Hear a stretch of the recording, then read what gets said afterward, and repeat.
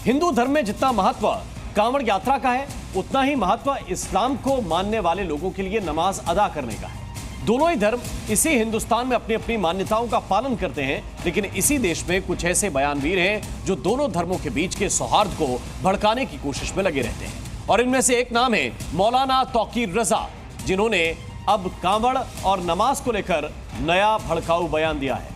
अब सवाल यह है कि सावन के इस पावन महीने में इस तरह का जहरीला बयान देकर तौकीर रजा आखिर क्यों माहौल खराब करने की कोशिश में जुटे हैं।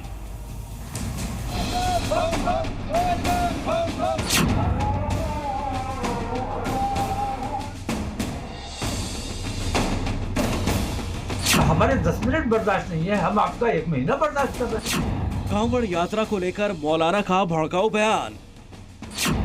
क्या कांवड़ यात्रा को बर्दाश्त करते हैं तौकीर रजा? नमाज और अजान से क्यों की गई कांवड़ यात्रा की तुलना?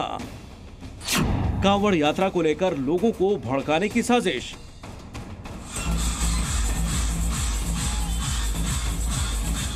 तो कांवड़ यात्रा को लेकर विवादित बयानों की फहरिस्त में एक और बयान की एंट्री हो गई है। सामूहिक धर्म परिवर्तन का ऐलान कर पलटने वाले जनाब तौकीर रजा ने जताई है। कांवड़ यात्रा को लेकर यूपी सरकार को निशाने पर लिया, कहा हम पूरे महीने कांवड़ यात्रा को बर्दाश्त करते हैं, आपसे 10 मिनट का नमाज बर्दाश्त नहीं होता।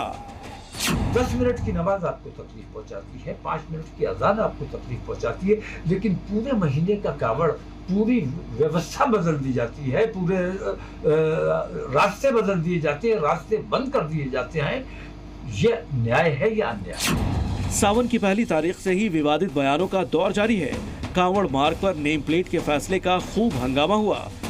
सुप्रीम कोर्ट के फैसले के बाद मुद्दा शांत हुए बमुश्किल 1 हफ्ता ही बीता था कि तौकीर रजा को सदियों पुरानी परंपरा आहत कर गई।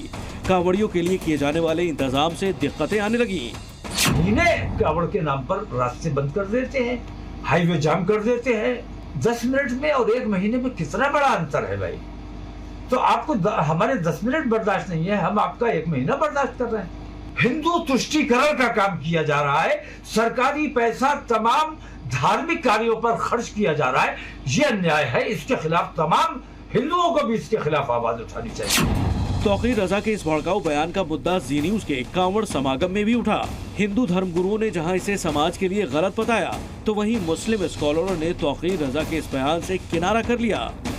जैसे अभी ये कह रहे थे, हम तो हिंदू भाइयों को बुलाते हैं, उनको कावड़ में उनका स्वागत करते हैं, अच्छी बात है, करिए, लेकिन उससे पहले उनको रोकिए जो हमारे धर्म को भ्रष्ट करने की प्लानिंग करते हैं, उनके खिलाफ इनको पहले बोलना चाहिए।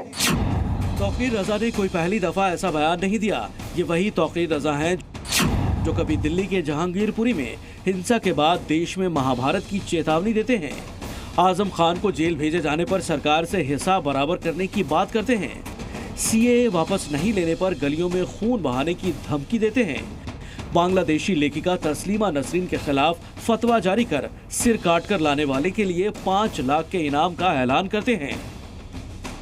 और अब तौकीर रजा कांवड़ यात्रा और नमाज को लेकर नफरती बयान दे रहे हैं।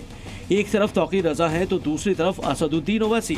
कांवड़ यात्रा में लगे दुकानों पर सुप्रीम कोर्ट का फैसला आ चुका है, लेकिन ओवैसी कांवड़ के बहाने अब यूपी सरकार की तुलना हिटलर से कर रहे हैं।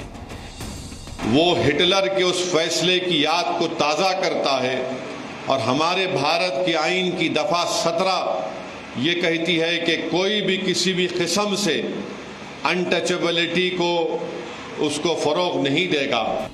इन बयानों के बीच देश भर में कांवड़ यात्रा जारी है और इस यात्रा के बहाने ऐसे नेता तुष्टीकरण की राजनीति करने का भी कोई मौका नहीं गंवा रहे। लेकिन ऐसे में सवाल है कि इन बयानों के जरिए बार बार लोगों की भावना को भड़काने का काम क्यों किया जा रहा है। ब्यूरो रिपोर्ट, जी मीडिया।